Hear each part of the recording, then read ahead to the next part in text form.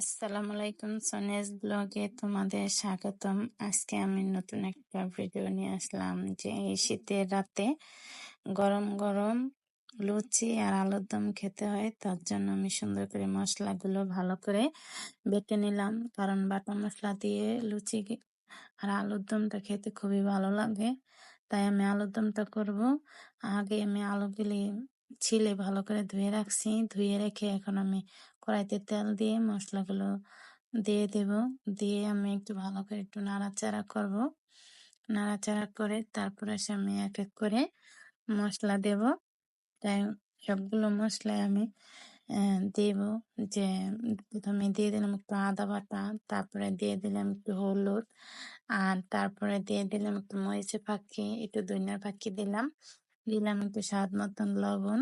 তারপরে দিয়ে আমি ভালো করে একটু কষিয়ে নেব, কারণ মশলা যত কষানো হয় আর আলুর দমটা খেতে ততই ভালো লাগে। আমি মশলাটা কষিয়ে আমি একটু পানি দিলাম যেন একটু ভালো করে কষানো হয়ে যায়। আর কাঁচামরিচ আমি একটু বেটে দিছি।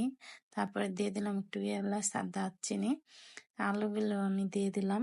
দিয়ে এখন আমি ভালো করে নাড়াচাড়া করব, কারণ নাড়াচাড়া করে মশলাটা আমি মিশিয়ে ফেলবো। আর আলুটা আমি কাঁচাই দিলাম। অনেকে আছে সেদ্ধ করে দিলে ওটার ভিতরে পাঞ্চা পাঞ্চা লাগে, আর আমি কাঁচাই দিয়ে একটু পানি দিয়ে একদম ভুনা ভুনা করে নেব।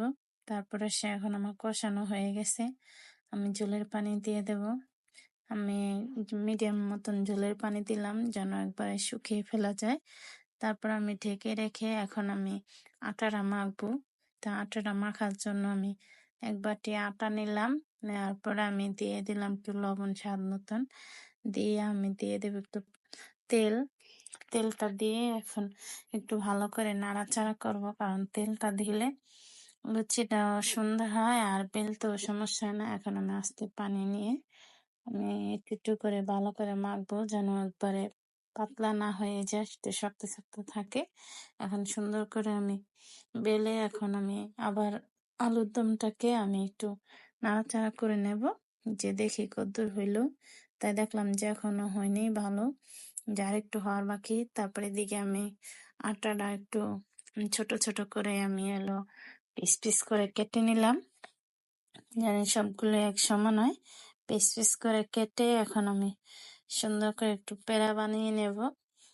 পেড়া না বানিয়ে নিলে নাইলে রুটি গেলে তেরা বাঁকা হয়ে যাবে।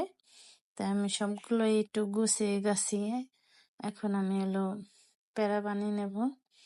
পেড়া বানিয়ে আমি সবগুলো এক এক করে পেড়া বানাবো, বানিয়ে রেখে দেব। তারপর আমার এক এক করে সবগুলোই পেড়া বানানো হয়ে গেল। আর এদিকে আমার আলুর দমটা হয়ে গেল। দিয়ে দিলাম একটু ধনিয়া পাতা। ধনিয়া পাতা দিলে যে আলুর যে দম, তাই অনেক ভালো ঘ্রাণ আসে, যে মনে হয় একটা আলুর দম। তারপরে আমি একটু দিয়ে দিচ্ছি পাঁচফোড়নের ফাঁকিও, যেন আলুর দমটা পুরোপুরি পারফেক্টলি একটা সুন্দর মতন ঘ্রাণ আসে। আর এদিকে আমি এক এক করে রুটিগুলি আস্তে আস্তে ছোট ছোট করে বেলে নিচ্ছি। বেলে নেওয়ার পরে আমি রেখে দিলাম যে এক এক করে সবগুলোই বেলে তারপরে আমি চুলায় ভাজতে যাব। আর নাইলে কিরকম যেন একটু পুড়ে পুড়ে যাবে। আমি এই কারণে আস্তে ধীরে আমি সবগুলোই এক এক করে ভেজে নিলাম। এদিকে আমার বানানো শেষ। এখন চুলায় তেলটা দিয়ে আমি রুটিগুলি দিয়ে দিলাম। দিয়ে দিলাম একসাথে আমি 4-5টা দিলাম, যেন তাড়াতাড়ি হয়ে যায়। এদিকে আমার বাচ্চাদেরও খুব খিদে লাগছে, তার জন্য আমি একটু তাড়াহুড়াই করতেছি। করার পরে দেখলাম যে না, ভালোই হয়ে গেছে। তারপর একটু একটু লাল লাল করে ভেজে নিলাম যেন উপরে একটু মচমচে হয় খেতে। এর ভিতরে একটু ডাল দিলে একদম পুরি হয়ে যেত, কারণ এটা আমি ডাল দিলাম না, শুধু আলুর দমটা খাওয়ার জন্য। তাই এখন আমি সবগুলোই উঠে ফেলবো। একটু লাল লাল বাদামি কালার হয়ে গেছে। তাই এরকম করে আমার সবগুলো এক এক করে ভাজা হয়ে গেছে। এখন আমি পরিবেশন করে নিলাম। এত সুন্দর হয়েছে, খেতেও খুব ভালো লাগছে।